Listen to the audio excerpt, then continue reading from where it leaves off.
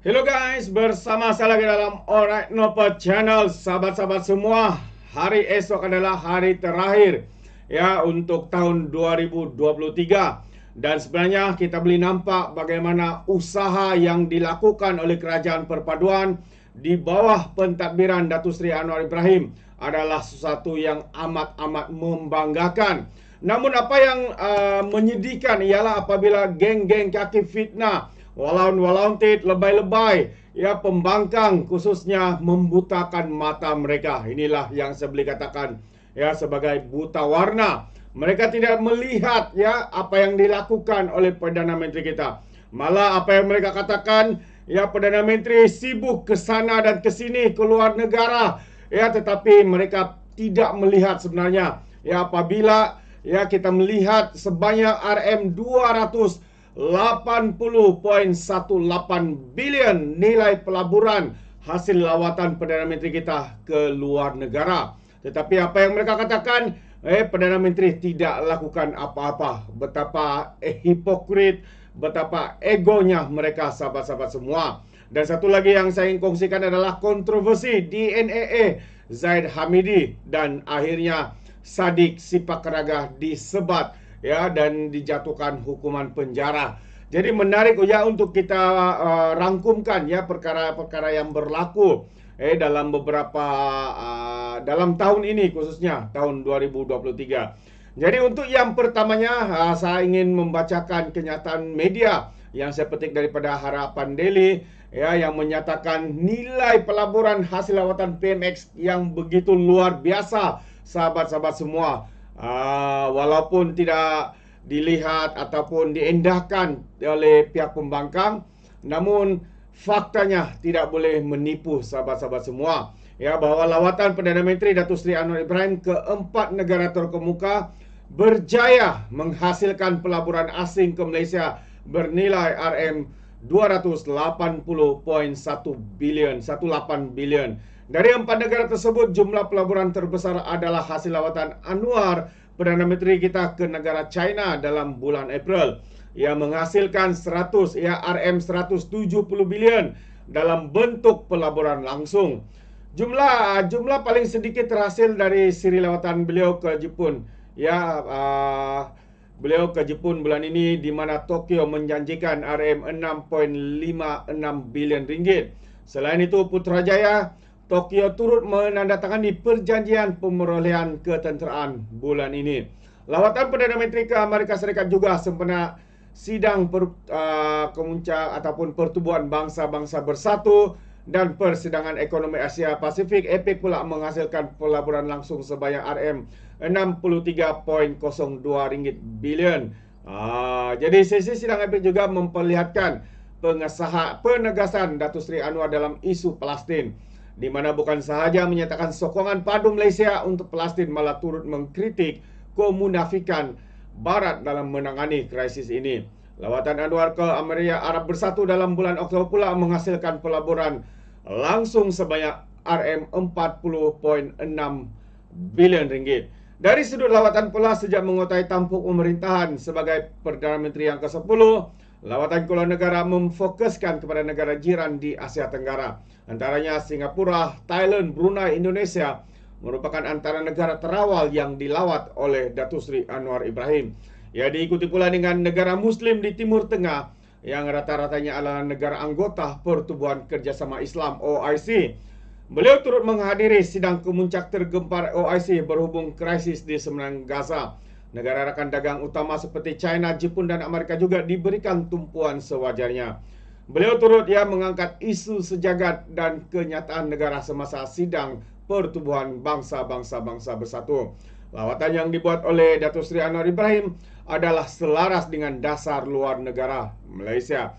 Jadi inilah yang saya katakan, sahabat semua, kenapa geng-geng sapu bersih ini meroyan tanpa asas, mengatakan Datuk Seri Anwar Ibrahim, kerajaan ini tidak melakukan apa-apa, tiada kerja yang mereka lakukan. Hakikatnya, sahabat semua, sebenarnya mereka lah yang buta. Mereka lah yang memekakkan telinga mereka, membutakan mata mereka untuk melihat hasil apa yang dilakukan oleh Perdana Menteri kita. ya, mencari sumber pendapatan, dan ianya apabila lawatan itu dilakukan pastinya ya pendapatan ini ya boleh diberi manfaat kepada rakyat di luar sana. Dan karena itu kita boleh melihat banyak subsidi bantuan keuangan yang diberikan oleh pihak kerajaan. Jadi inilah sebenarnya sahabat-sahabat semua perkara yang tidak harus kita pandang sebelah mata. Ya, tidak seperti walan-walantik, lebay-lebay dan juga geng sapu bersih. Bagaimana pandangan Anda sahabat-sahabat semua? Dan satu lagi perkara yang saya kongsikan adalah imbasan tahun 2023. Ya, sepanjang tahun ini banyak perkara yang berlaku yang memberikan kejutan kepada kita. Antaranya DNAA Zahid cetus kontroversi, hukuman sebat menanti Syed Saddiq. Wow, itu antara perkara-perkara panas selain daripada isu fitnah ya terkait pemimpin-pemimpin daripada Perikatan Nasional. Jadi mari kita ikuti.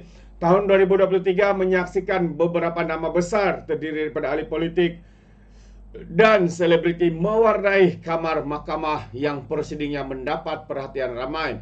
Lensa kamera turut dihalah kepada pegawai penguatkuasa, termasuk membabitkan seorang pegawai kanan polis yang didakwa membunuh pelajar berusia 17 tahun dalam satu kejadian langgar dengan kereta di Ipoh, Perak. Berikut beberapa rangkuman prosiding yang mahkamah yang mendapat perhatian ramai, yaitu antaranya yang pertama adalah Zaid Hamidi dilepas tanpa dibebaskan daripada 47 pertuduhan.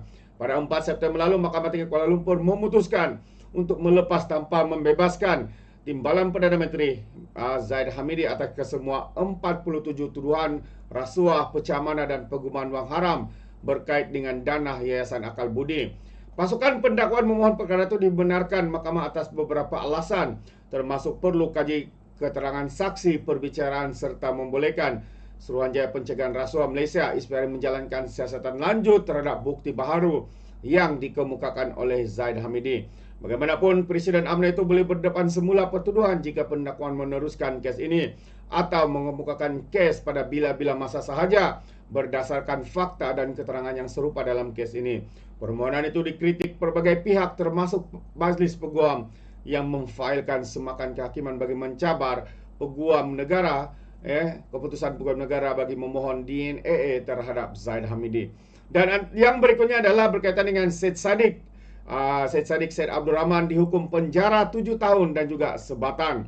Bekas Menteri Belia dan Sukan itu, ya, Syed Saddiq dijatuhkan hukuman penjara 7 tahun dan denda RM 10 juta oleh Mahkamah Tinggi selepas didapati bersalah atas 4 tuduhan bersubahat melakukan pecah mana, salah guna harta dan penggubaan wang haram membabitkan dana armada bernilai RM 1 juta ringgit.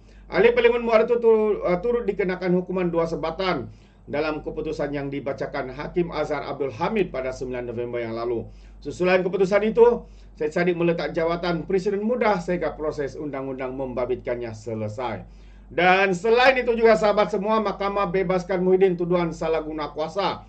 Pada 14 Ogos, Presiden Bersatu Muhyiddin Yassin dilepaskan dan dibebaskan oleh Mahkamah Tinggi atas 4 tuduhan ya menggunakan kedudukan semasa menjadi Perdana Menteri bagi mendapatkan suapan RM berjumlah 232.5 juta untuk Parti Bersatu. Muhyiddin didakwa menggunakan kedudukan beliau untuk suapan ya berjumlah RM 232.5 juta daripada 3 syarikat Bukhari Equity Sdn Bhd, Newcharles Sdn Bhd dan Manfur Sdn Bhd serta Azman Yusuf bagi Bersatu di antara 1 Mac 2020 dan 20 Ogos 2021. Ya, di sini sebenarnya Muhyiddin dilepaskan ya kerana ada masalah teknikal. Dan kerana itu peguam pendakwa ya mengemukakan rayuan semula untuk meneruskan kes terbabit. Dan seterusnya Sanusi didakwa kerana menghasut.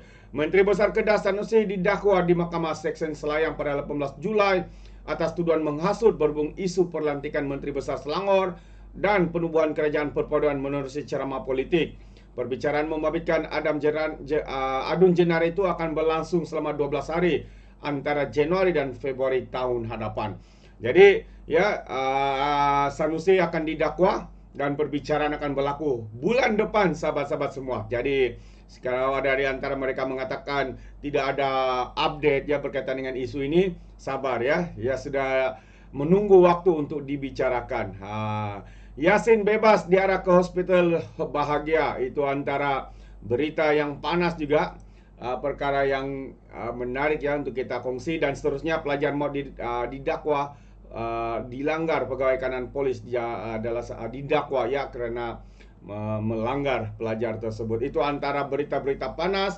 Dan saya rangkumkan juga ya beberapa isu tadi sana, antaranya DNA Zahid, Said Sadiq, Muhyiddin dibebaskan, walaupun ada dikatakan adanya kesilapan teknikal, tapi rayuan pendakwaan diteruskan. Dan Sanusi juga didakwa kerana menghasut dan dikatakan telah menghina dan memperlekikan kuasa raja-raja dan juga yang di Pertuan Agong. Jadi sahabat semua, itu antara perkara panas ya yang berlaku ya sepanjang tahun 2023. Sebenarnya banyak lagi, tetapi ya kita pilih ya mengikut mana yang lebih hangat diperkatakan ya, menjadi tumpuan ramai di media sosial dan juga rakyat kita. Itu dia antara dua kenyataan media yang sepetik daripada Harapan Daily dan juga Free Malaysia Today. Jadi sahabat semua, ya terima kasih kerana bersama dan juga mendengar ya kenyataan dan juga perkara yang berlaku. Sedikit rangkuman ya apa yang berlaku kepada Kerajaan Perpaduan hari ini. Jadi sekiranya anda mau berikan sebarang komen, anda boleh berikan komen anda di dalam ruangan komen. Tapi ingat, komen dengan cara berhema. Jadi terima kasih, sampai di sini saja. Izinkan saya untuk mengundurkan diri. Dan seperti biasa, peribahasa mengatakan, tapapun kangkap, 2 tahun keinginan. Dalam bahasa Melayunya, tepuk dada, tanya selera. Sekian saja daripada Alright Nampak Channel. Kita berjumpa lagi dalam info dan update yang seterusnya. Sekian, bye-bye.